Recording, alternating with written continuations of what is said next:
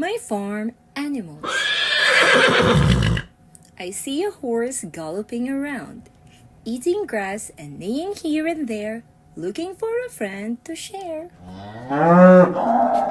Oh, what a big cow! Thank you for your milk.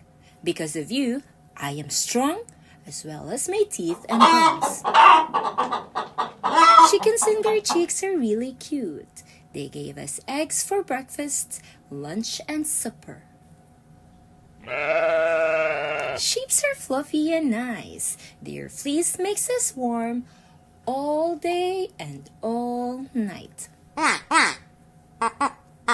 Ducks love to quack and swim in the pond. They go by group called a flock. That's a camel with 2 humps on his back. It helps the farmer carry things around. Its milk is yummy and healthy. What a lovely day to spend at the farm.